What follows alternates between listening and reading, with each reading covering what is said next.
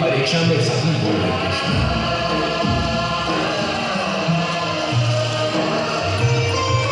हम तुम्हारे निश्चय तथा अटूट शिव भक्ति को देखकर प्रसन्न हैं। परीक्षा से भयभीत होने वाला शिव भक्त हो ही नहीं सकता देवाधिदेव। आप कृपा कर प्रकट हुए, यही मेरा सौभाग्य है। अब मेरी कामना पूर्ण करने का कष्ट करें देवाधिदेव। माता पार्वती से मेरे पुष्पक विमान पर बैठकर लंका चले।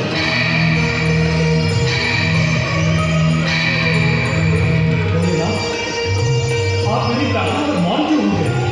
लंकेश्वर रावण, तुम्हारी माता केसी हमें सदा सदा के लिए कैलाश से लंका बुलाने की इच्छा। तुम्हारी ये प्रार्थना हम स्वीकार करने में असमर्थ। तुम अपना इच्छे कोई अन्य वरदान मांगो। भोलेनाथ, मेरा निश्चय अटूट है। आपके साथ ये बिना मैं लंका कदापि नहीं लौटूंगा। यदि आपने मेरी प्रार्थना स्वीकार की तो अपनी माता के समान मैं भी अन्य जगत त्याग दूंगा और यही आपकी शरण में अपने प्राण विसर्जित कर दूंगा। प्रभु,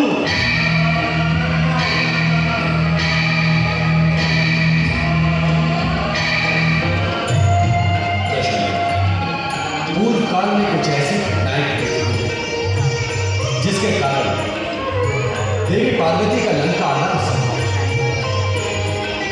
और तुम ये भली भांति जान गए कि शक्ति के बिना शिव शब्द अतः बिना शक्ति स्वरूपा पार्वती हमारा लंका आना भी निरुद्देश्य हो जाएगा। किंतु इसका एक उपाय है। हम स्वयं तो लंका आ नहीं सकते, किंतु पूर्ण शिव ज्योति से उत्पन्न अपना आत्म ज्योतिर्लिंग तुम्हें प्रदान कर सकते हैं। आत्म ज्योतिर्लिंग? हाँ रावण, हमारा ये आत्म ज्योतिर्लिंग लंका में हमारी उपस्थिति के समान ही है। मैं कुछ समझा नहीं देवाधिदेव। शिव पूजन में लिंग पूजन का विशेष महत्व है। हम तुम पर प्रसन्न हैं, अतः हम तुम्हें अपना आत्म ज्योतिर्लिंग प्रदान करते हैं। दो रावण, यह आत्मलिंग ग्रहण करके अपनी माता की कामना पूर्ण करें।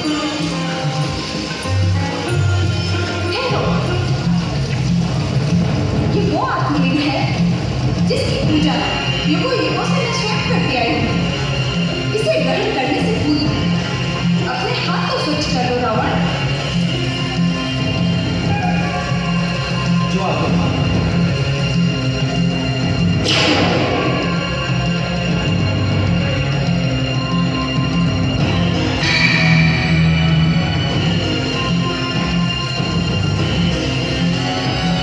जय जय शिव शंकर। स्मरण रहे लंकेश्वर, लंका पहुंचने तक तुम हमारे आत्मलिंग को इसी प्रकार हाथों में प्रतिष्ठित किए। यदि असावधानीवश हमारे आत्मलिंग का स्पर्श धरती से हो तो ये वहीं स्थापित हो जाए और कभी लंका नहीं पहुंच पाएगा। आप निश्चिंत रहें देवाधिदेव। पुष्पक विमान पर बैठ मैं पवन गति से लंका जा पहुंचूंगा। आपकी कृपा को धरती से स्पर्श कराने की दृष्टि नहीं।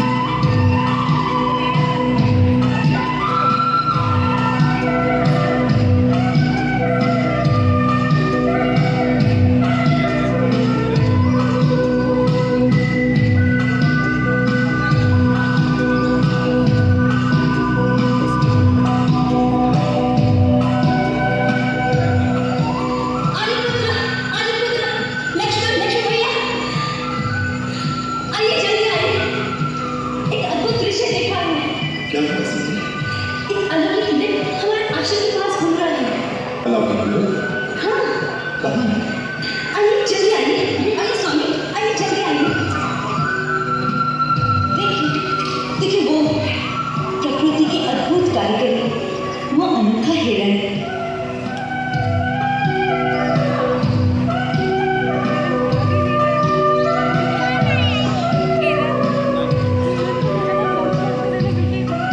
ऐसा विचित्र मैं कभी देखा है? इसके सींग देखिए, लगता है सोने के हैं। उसकी खाल भी सुनहरी है। सचमुच विलक्षण। देखा लक्ष्मी? देख रहा हूँ भैया। स्वामी, इसे किसी प्रकार पकड़ लीजिए ना। ओहो, कितना मनभावन मृग है। पकड़ ले। क्या करेंगे हिरण? इसे अयोध्या ले जाएंगे। देखकर सब खुशबू से चकित रह जाएंगे। इसके पैरों में घुंघरू बांधूंगी। जब महल में छम छम चलेगा तो माताएं कितनी प्रसन्न होगी। नहीं तो वनवास की स्मृति स्वरूप भरत भैया को भेंट दे दूंगी। जाइए ना, जल्दी पकड़ लाइए। लक्ष्मण, तुम्हारे भाभी की इच्छा पूरी करनी पड़ेगी। वास्तव में ये है भी बहुत सुंदर। इसका रूप अनूप ही इसका शत्रु बन रहा है। भैया, इसके प्रति भाभी का मोह हमें किसी संकट में न डाले। मुझे तो यह स्वर्ण माया जैसे जान पड़ता है। ये प्रकृति के विरुद्ध है, अप्राकृतिक है, असंभव है। इस दृष्टि में असंभव कुछ नहीं है लक्ष्मण। जो कुछ भी तुम कल्पना कर सकते हो वो इस ब्रह्मांड में कहीं ना कहीं खड़ा चल चुका है। ज्ञानी और विज्ञानी भी सृष्टि का सारा रहस्य नहीं जानते। इससे ये सृष्टि मिथ्या नहीं हो जाती। परंतु भैया, जो प्रकृति के विरुद्ध है, प्रकृति के विरुद्ध कुछ नहीं होता लक्ष्मण। भरद्वाज मुनि के घर में पुत्र रूप में स्वर्ण शरीर वाले साधन पैदा नहीं हुए। इसी प्रकार सहस्त्र कोटि रूपों में जीव मिलते हैं लक्ष्मण। भगवान की माया के सामने ज्ञान विज्ञान का तर्क काम नहीं करता। भगवान की माया हो सकती है, परंतु ये तो मुझे कोई राक्षसी माया जान पड़ती है। याद है भैया, एक बार दंडकवन में कई राक्षस इसी तरह मर बन के आए थे। ओहो, अब दोनों भाई इसी तरह तर्क करते रहेंगे तो इतने में हिरण भाग जाएगा। अब मेरी इतनी सी इच्छा पूरी नहीं कर सकते। लक्ष्मण, लगता है सीता मृग को पाए बिना मानेगी न बचा। यदि मृग जीवित हाथ न आया तो क्या? उसकी मृगजल कितनी सुंदर है। आपकी पूजा में आसन के काम आएगी।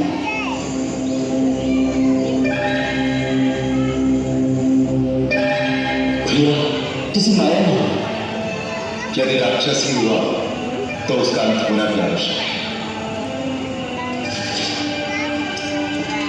लक्ष्मण, तुम पर्णकुटी में सीता के साथ सावधानी से इनकी रक्षा न करना। कहीं तुम्हारा संदेह सत्य है। मैं जानकी की इच्छा पूरी करने के लिए इस कांचनगढ़ के पीछे जाता है। जीवित अथवा मारकर शीख लाऊंगा।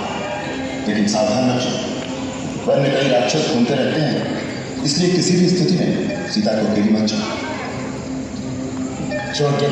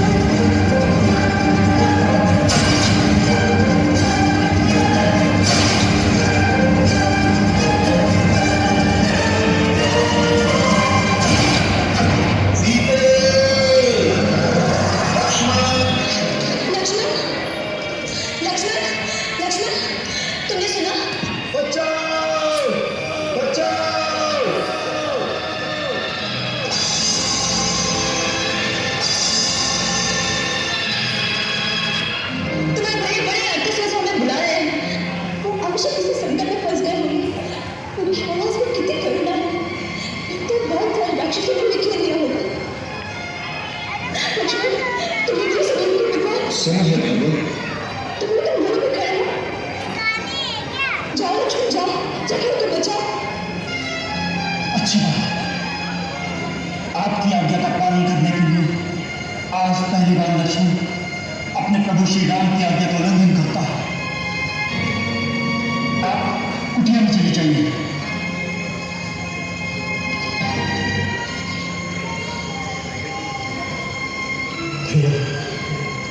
मुझे क्षमा कर दो दीदी।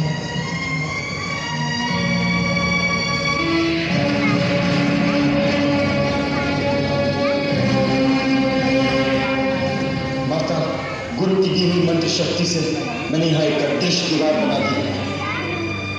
कोई भी इस लक्ष्मण रेखा को पार करके अंदर आने का साहस करेगा तो जलकर भस्म हो जाएगा। इसलिए माता, मेरी आपसे विनती है, किसी भी परिस्थिति में राम भैया के आने तक आप अपने चरण इस रेखा से बाहर न रखें।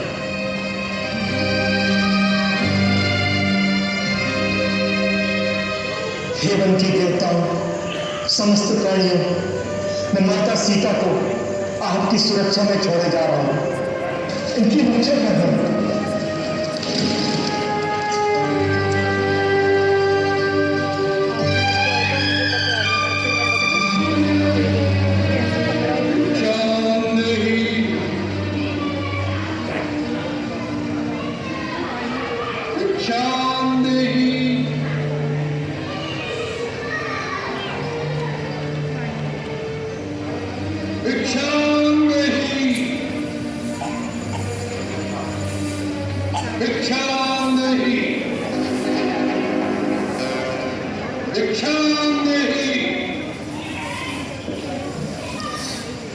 प्रणाम महात्मा। कल्याण देवी, हम बहुत दूर से आए और भूखे हैं। तुम्हारी कुटिया देखकर इस आशा से यहाँ आए हैं कि हमें कुछ खाने को मिल जाए। अवश्य महात्मा, आप यही ठहरे, मैं आपके लिए यथासंभव भोजन लाती हूँ। देवी, हम यात्रा से क्लांत हैं, हमें विश्राम की भी आवश्यकता है। क्षमा करें, इस समय मेरे पति कुटिया में नहीं है, इसलिए मैं आपका स्वागत नहीं कर सकती। परंतु कृपा करके आप वहीं ठहरे, मैं आपके लिए भोजन लाती हूँ।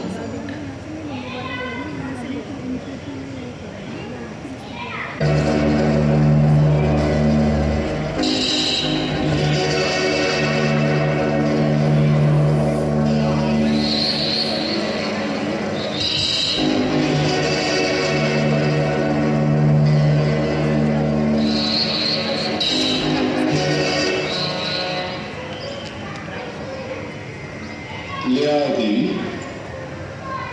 कृपया आप ही को यहाँ आना होगा। अब तो हमने आसन जमा लिया है, यात्रा से थके हुए हैं, बार बार उठा नहीं रहा। जो कुछ देना है यही ले।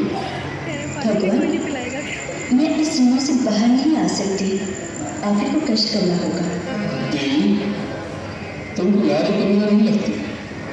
द्वार पर आया हुआ अतिथि भगवान का रूप होता है और तुम हमारा तिरस्कार कर रही हो। नहीं अतिथि देवता, मेरे वहां न आने का कारण आपका तिरस्कार करना नहीं। वास्तव में मेरे देवर मेरी सुरक्षा के लिए एक सीमा की रेखा खींच गए हैं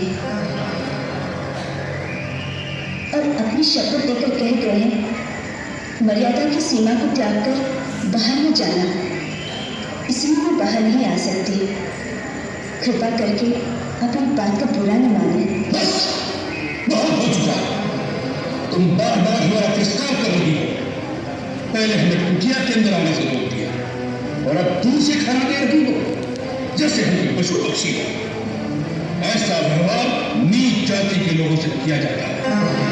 कोई संत महात्मा द्वार पर आ जाए तो बड़े आदर से स्वयं उसके पास जाकर उसके चरण छूकर भिक्षा दी जाती है। ठीक है, हम तुम्हारे द्वार से भूखे ही चले जाएंगे, लेकिन इस अपमान के बदले हम तुम्हें साथ देंगे। नहीं मुनिराज, मुझ पर दया कीजिए। मुझे अपनी पुत्री के समान समझकर मेरी समस्या और विवशता को समझने की चेष्टा कीजिए। हम सब समझते हैं, सब कुछ जानते हैं। हम त्रिकालदर्शी हैं, मूर्ख स्त्री, हम सब देख रहे हैं। तुम्हारा पति इस समय एक स्वर्ण का शिकार करने लंबे भागा भागा फिर रहा है। अपने सीन से तुम्हारे पति को एक बार आहत कर चुका है, फिर भी तुम्हारा पति उसके पीछे भाग रहा है। वही सोना अपने तीखे सिंह द्वारा तुम्हारे पति को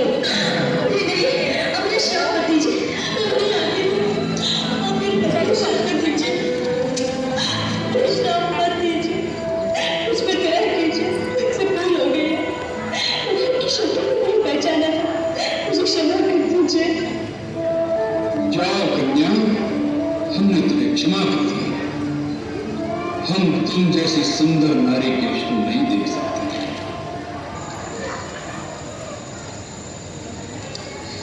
मैं मिथिला नरेश महाराज जनक की पुत्री हूँ।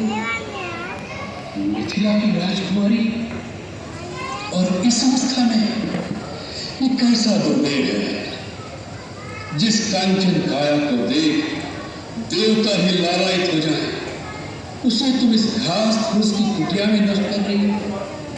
और ऐसे नारी रत्न को तो किसी त्रिलोकी के राजा की पत्नी होना चाहिए था। मेरे लिए तो मेरे पति ही त्रिलोकी के राजा है। उनसे बढ़कर और कोई हो सकता है क्या? अवश्य हो सकता है। हम तुम्हें बताते हैं। सीते, जिसके नाम से देवता, नाग, किन्नर, असुर, राक्षस अर्थात संसार के संपूर्ण प्राणी थर्रा उठते हैं। सूर्य, चंद्र आदि नवग्रह जिसकी इच्छा से चलायमान होते हैं। जो संसार के समस्त चराचर प्राणियों का स्वामी है, जिसे देख वृक्षों के पत्ते भी भय से स्तब्ध हो जाते हैं। अरे वायु भी जिसके सामने सांस नहीं ले सकती। तुम तो उस लंकाधिपति रावण की पत्नी होने योग्य हो। ऐसे पापपूर्ण वचन कहते हुए तुम्हें लज्जा नहीं आती? कोई महात्मा के वेश में तुम्हें दुरात्मा हो। कौन हो तुम? तुम्हारा दास, वही लंकेश्वर रावण।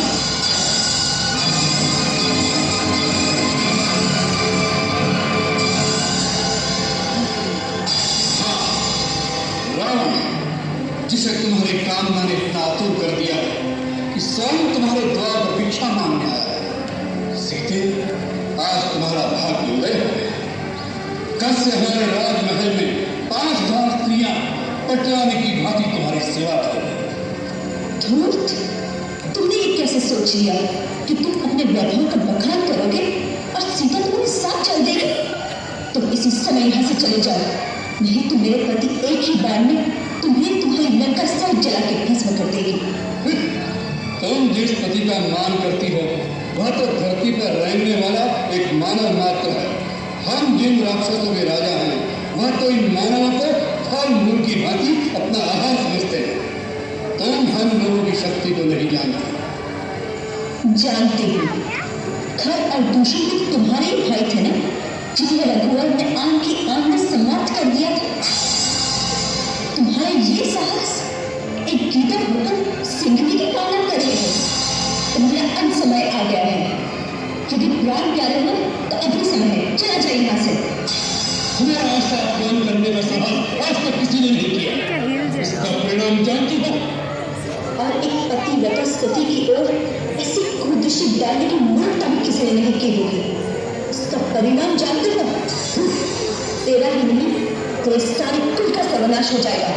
मूर्ख, हट जा मेरे सामने से। फिर से इस रेखा पर जाना चाहती है। स्त्री एक बार अपनी मर्यादा की रेखा से बाहर आ जाए फिर उसका वापस जाना असंभव हो जाता है। सीते, अब तुम्हें रावण के हाथों कोई नहीं बचा सकता। इसलिए चुपचाप अपनी सुन्नति से मेरे साथ चलो।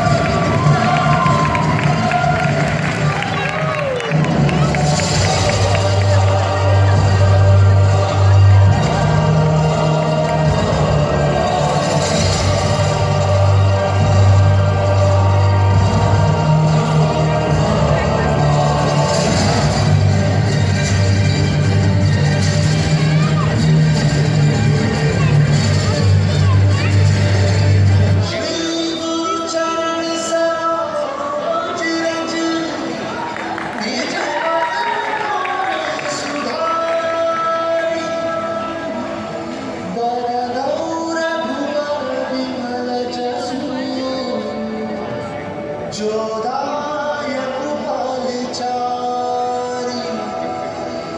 बुद्धिहीन तनु जानिके सुमिरो पवन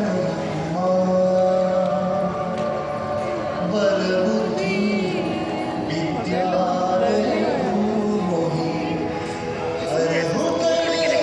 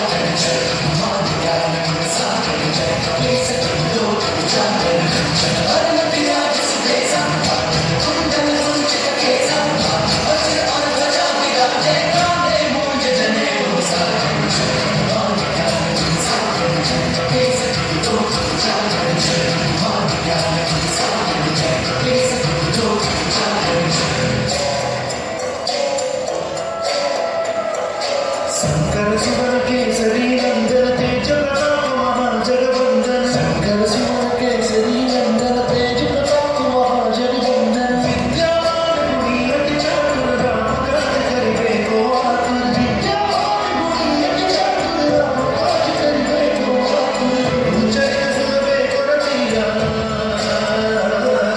प्रभु चरित सुनबे को रसिया राम लखन सीता मन बसिया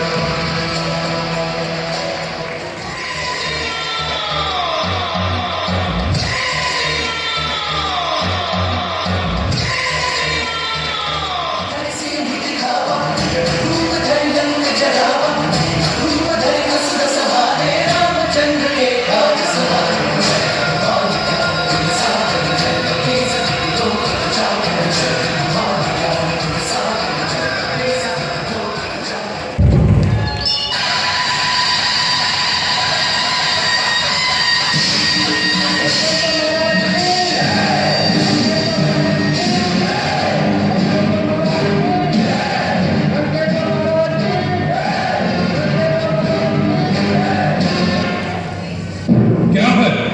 महाराज, शत्रु का एक दूत आया है। उसका कहना है कि वो एक ऐसा प्रस्ताव लाया है जिससे युद्ध करने की आवश्यकता नहीं पड़ेगी और लंका में शांति बनी रहेगी। शांति का प्रस्ताव आया। वाह, युद्ध से पहले शांति दूत भेज दिया। अभी तो हमारी चंद्रहास की चमक तुमने देखी ही नहीं, पहले ही डर गए।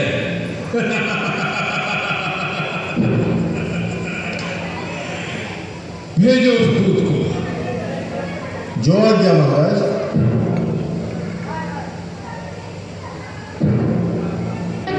आप राजा की बात करते हैं लंकेश्वर?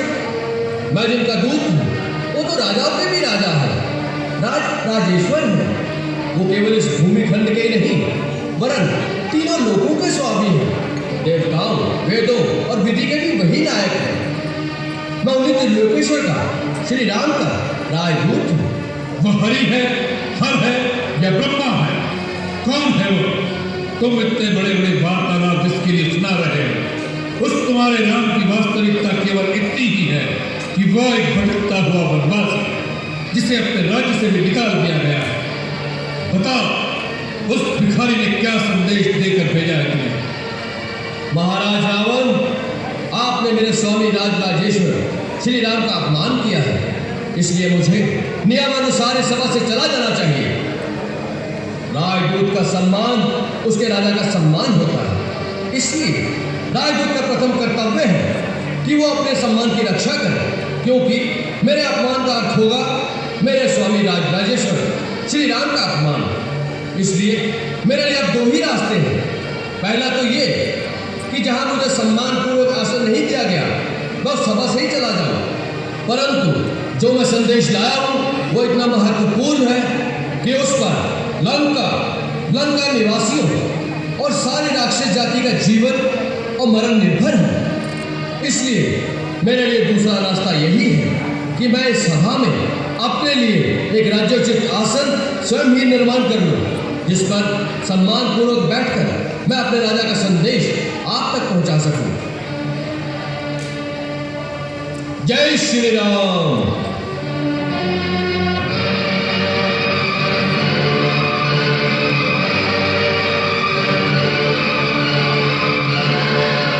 हे दशग्रीव, अब मेरे आने का कारण सुनो। मैं आपके हित और भलाई के लिए श्री रघुवीर का दूत बनकर आया हूं। मैं आपके हित के लिए आपको यही परामर्श देने आया हूं कि यही एक ऐसा क्षण है जब आप चाहें तो श्री राम से क्षमा मांगकर उनकी शरण में चले जाएं। श्री राम की यह आन है कि सच्चे हृदय से शरण में आने वाले के दोषों को नहीं देखते। जिसने शरण में आकर पुकारा कि मेरी रक्षा कीजिए प्रभु, मेरी रक्षा कीजिए, ऐसी आर्त पुकार सुनते ही प्रभु अपने शरणागत को अभय प्रदान कर संसार के समस्त दुखों से मुक्त कर देते हैं। यह बात राम ने स्वयं कही। तुम मुझे मेरी सीता दे दो, मैं वापस चला जाऊंगा। मैं युद्ध नहीं करूंगा, मुझे शांति चाहिए। जी महाराज, उन्होंने स्वयं कहा था। यही बात तो हम तुम्हारे मुंह से सुनना चाहते थे। यही बात राम ने कही कि मैं युद्ध नहीं करूंगा, मुझे शांति चाहिए। मूर्ख, इस बात में तुझे राम की करुणा दिखाई दी, उसका भय दिखाई नहीं दिया कि रण क्षेत्र में रावण के सामने आने के विचार से उस धनुर्धारी के हाथ पांव कांपने लगे। जिसकी प्रिय पत्नी को कोई हर के ले गया हो, उस शत्रु के लिए इतने महीनों से उसके रक्त में प्रतिशोध की कोई ज्वाला नहीं पड़ती, तो फिर वो क्षत्रिय का रक्त नहीं होगा। वो तेरा परम वीर जो भिखारियों की भांति हमसे सीता की भीख मांग रहा है, उससे जाकर कह दो कि सीता कोई भिक्षा में देने वाली वस्तु नहीं है। ऐसे अनमोल रक्तकों को अपने बाहुबल से जीतना पड़ता है। माता सीता को उन्होंने अपने बाहुबल से ही जीता था। महाराज, शायद आप भूल गए कि वो शिव धनुष जिसे श्री राम प्रभु ने तिनके की भांति उठाकर तोड़ दिया था, उसी धनुष पर अपने बाहुबल की परीक्षा करने कभी आप भी गए थे और सुना है वो आपसे उठाया भी नहीं गया था। प्रतिशोध वीरता की निशानी नहीं होता और कायर में शत्रु को क्षमा करने का साहस नहीं होता। अब अपने आप पर दया कीजिए और हो सके तो श्री राम की शरण में जाकर अपने देश और राक्षस जाति का नाश होने से बचा लीजिए। बहुत हो चुका ये प्रलाप। मतिमंद, तूने रावण की शक्तियों को नहीं पहचाना। हमारा हाथ खड़क की ओर जाता है तो आकाश में लोकपाल भय से कांपने लगते हैं। जिन भुजाओं ने स्वयं कैलाश को उठा लिया, उन भुजाओं के फड़कने मात्र से देवता, गांधर्व और नक्षत्र भी भय से सांस रोक लेते हैं। तुम्हारी सेना में ऐसा एक योद्धा तो बताओ जिसके साथ युद्ध करने में रावण को आनंद मिले। आपने सत्य कहा, हमारी सेना में ऐसा कोई नहीं जो आपसे लड़ने में शोभा पाए। नीति कहती है कि प्रीति और बैर बराबर वालों से ही करना उचित है। आप जैसा पापी, कामी, स्त्री लोलू जो छुपकर धोखे से पराई स्त्री को चुराता फिरे, ऐसे नीच के साथ युद्ध करके किसकी शोभा बढ़ेगी? सावधान अंदर।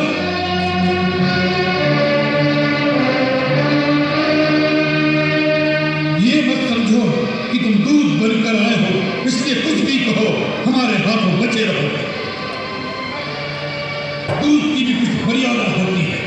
यदि रावण के सामने सीमा से आगे बढ़ा तो यही तेरा शेष प्रलाप होगा। हम वही बलवान रावण हैं जिनकी भुजाओं की लीला कैलाश पर्वत जानता है। हमारी शूरवीरता को उमापति महादेव जी ने स्वीकार, अपने शीश की पुष्प चढ़ा चढ़ाकर हमने जिसकी पूजा की। हमारी भुजाओं का पराक्रम दिक्काल जानते हैं।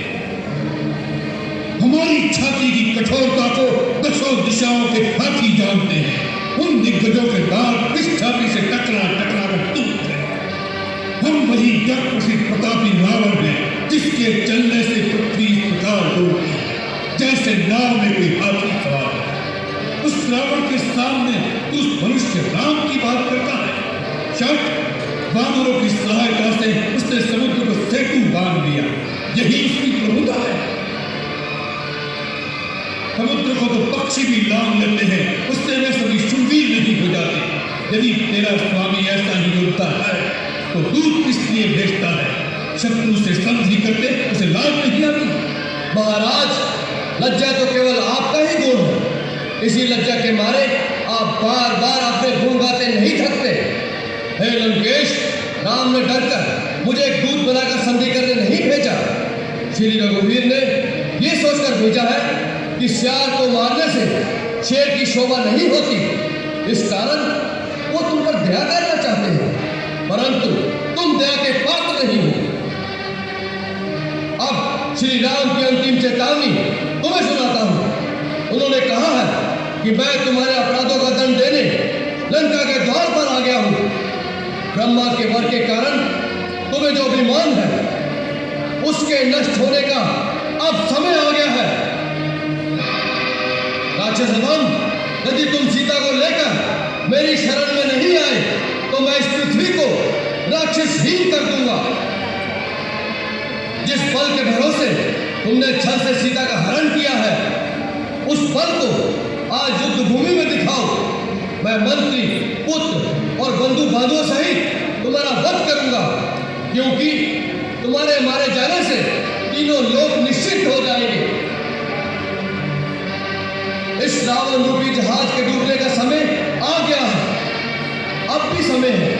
जिसे श्री राम की शरण में आना हो वो आ जाए। अब इसने अपने जीने का अधिकार खो दिया है। किसी सभा में इसका सिर काट कर इसे रावण की शक्ति का आभास करा। आज्ञा का पालन करो।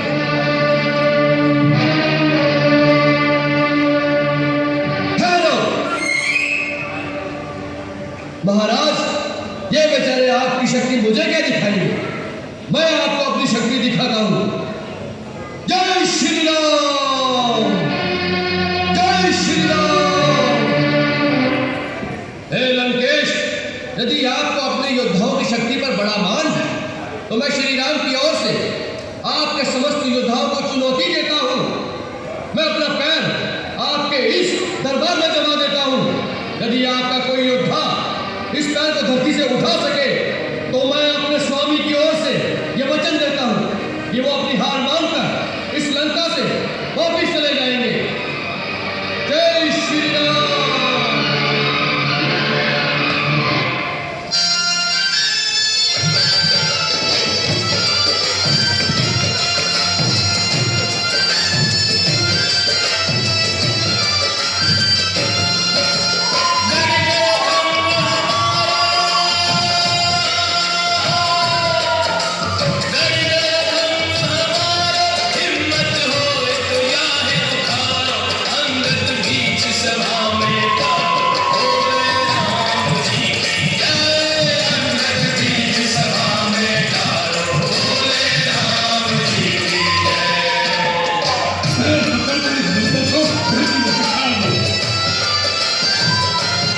जिनके चरणों में मुक्ति का द्वार है, मेरा पैर क्यों पकड़ता है? मेरी चुनौती आपके योद्धाओं को थी, आपको नहीं। आपको तो मैं फिर यही कहूंगा, श्री राम के चरण पकड़ लीजिए तो आपका कल्याण हो जाएगा। मैं कल सूर्योदय तक का समय देता हूं, उसके पश्चात लंका पर चढ़ाई कर दी जाएगी।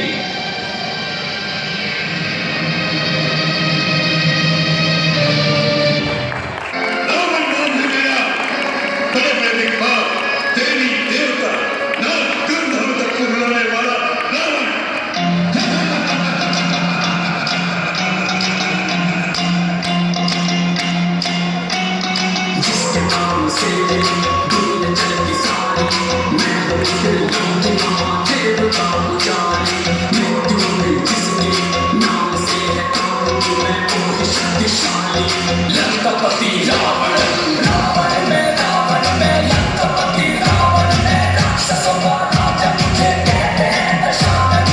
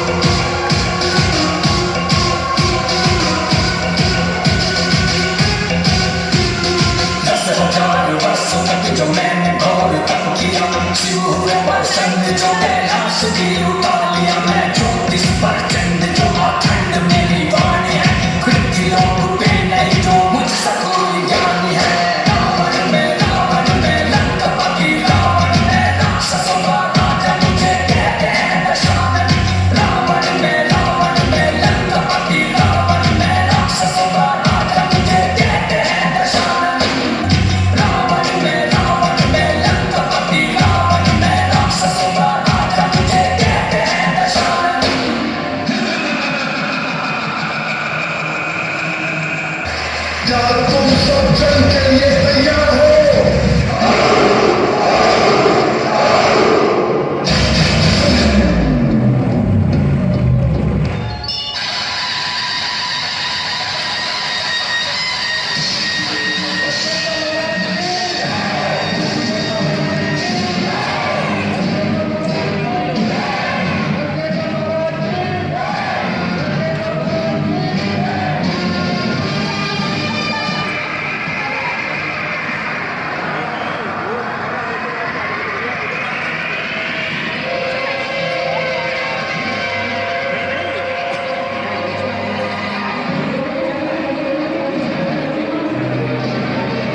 स्वयं नहीं आपके बिना उसका सामना कौन कर सकता है?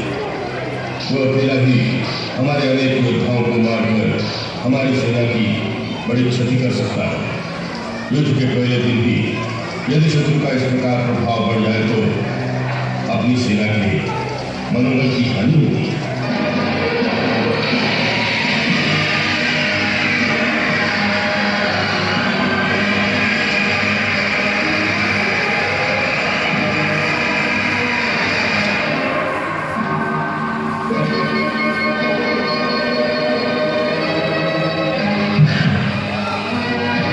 तुम परम शक्तिशाली हो, परंतु कितने दुख की बात है कि ऐसी शक्ति का प्रयोग तुमने अधर्म के कार्य में किया और इस दुर्दशा में पहुंचा। दुर्दशा? किसकी दुर्दशा? हमारी या तुम्हारी? तुम्हारी।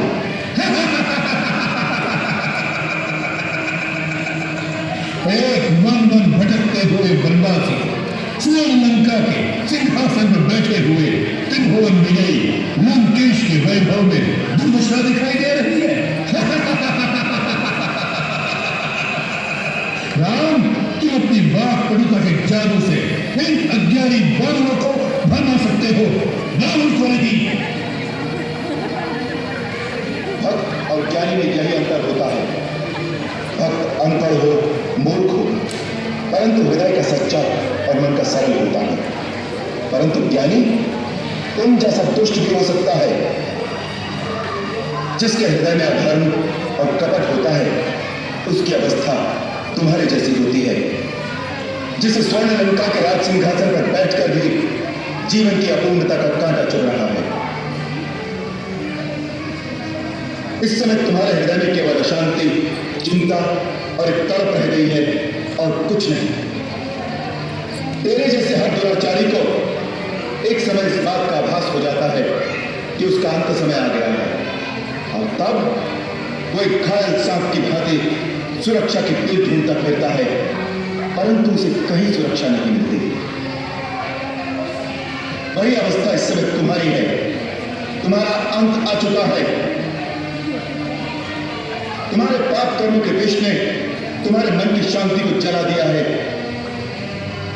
और तुम उस अशांति की तड़प, पाप के विषैले कांटे की चुभन को छुपाने के लिए ऊंची आवाज में बड़ी बड़ी डींगे मार रहे हो, जिन्हें तुम्हारा अपना मन भी नहीं मानता। इसी अवस्था का नाम दुर्दशा है।